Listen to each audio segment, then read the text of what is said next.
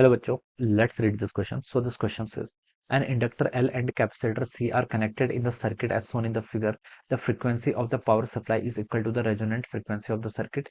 Which ammeter will read 0 ampere? कौन सा ammeter आपका 0 एम्पेयर क्या करेगा, रीड करेगा? ये हमें बता रहा है. Okay, we have given the four options. आपको देखिए यहाँ पर फोर ऑप्शंस क्या कर रखे हैं, गिवन कर रखे हैं. तो देखिए बच्चों, इस क्वेश्चन का की कॉन्सेप्ट आप क्या लिख सकते हैं? ये आपका पैरेलल एलसी सर्किट है. देखिए यहाँ पर आपके एल और सी है, ये आपके पैरेलली कनेक्टेड है. So we can write down the key concept of this question is our parallel LC circuit. Okay, parallel LC circuit क्या होगा इस क्वेश्चन का आपका की कॉन्सेप्ट. ओके, तो देखिए अब हम यहाँ से क्या लिख सकते हैं, पैरेलल एलसी सर्किट है और कंडीशन भी देखिए गिवन कर रखी है. एट रेजोनेंट फ्रीक्वेंसी पे आपको कंडीशन दे रखी है. रेजोनेंट फ्रीक्वेंसी का क्या मतलब होता है कि आपका एक्सएल आपका एक्स के इक्वल होगा, और यहाँ से हम बता सकते हैं जो आपका ओमेगा एल होगा ये किसके इक्वल होगा, आपका 1/ओमेगा सी के इक्वल होगा. ओके, तो यहाँ से हम एक्स, ये आपकी कंडीशन होती है, या फिर हम इसको ऐसे लिख सकते हैं, ओमेगा की वैल्यू कितनी होती है आपकी, 1/√ऑफ एल सी के इक्वल होती है. Okay, this is the condition. ये किसकी कंडीशन होती है आपकी?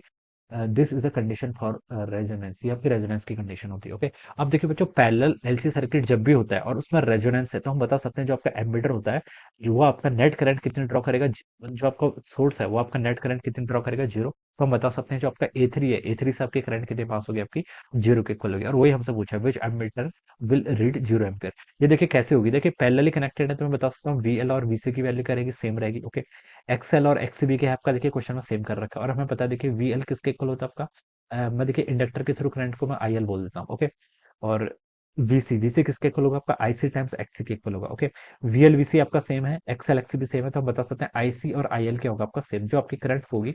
ओके, ये आपकी देखिए सेम रहेगी.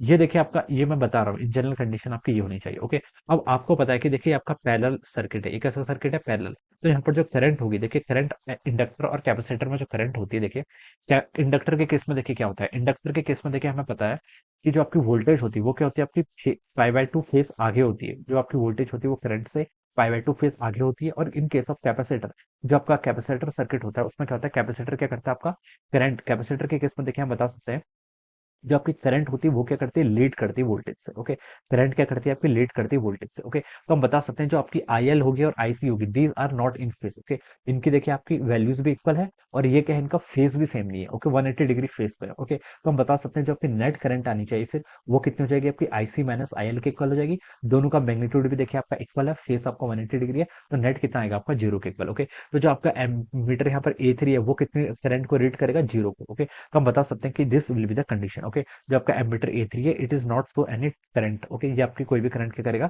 शो नहीं करेगा. ओके, तो हम बता सकते हैं ये हम देखिए इसको जस्ट ऐसे बता सकते हैं, जो आपका एलसी सर्किट होता है अगर वो आपका parallel LC circuit resonance condition में होता है, तो आपका नेट जो आपका सर्किट होता है वो कोई भी आपकी करंट क्या ड्रॉ नहीं करता है. ओके, तो हम बता सकते हैं कि जो आपका ए3 करंट है, देखिए टोटल करंट आपकी कितनी होगी, जो आपकी आई नेट है, आई नेट किसके इक्वल होगी, जो इस सोर्स से करंट निकली. ओके, इसको हम लिख लेते हैं आई3 लिख लेते हैं. ओके, आई3 लिख लेते हैं, ये इसकी वैल्यू कितनी होगी आपकी, जीरो के इक्वल होगी. तो जो आपका एमीटर ए3 है वो भी कितनी करंट रीड करेगा, जीरो के इक्वल. ओके, तो यहाँ पर से लिखा था कि which ammeter will read 0 ampere. Okay, A one और ए2 के रिगार्डिंग हम नहीं बता सकते, लेकिन ए3 के रिगार्डिंग बोल सकते हैं कि आपकी टोटल जीरो के इक्वल होगी. तो हम लिख सकते हैं कि जो आपका ऑप्शन सी हो जाएगा, this will be the correct answer of this question. Okay, circuit में देखिए आपकी कोई करंट ही क्या करेगी, फ्लो नहीं करेगी. ओके, इसको हम ऐसे बता सकते हैं, और इस तरीके से हम इसके कर सकते हैं, इसको एक्सप्लेन कर सकते हैं. सो आई होप इसका करेक्ट ऑप्शन क्या होगा, C option. So I hope you all understood this concept. All the best and thank you so much.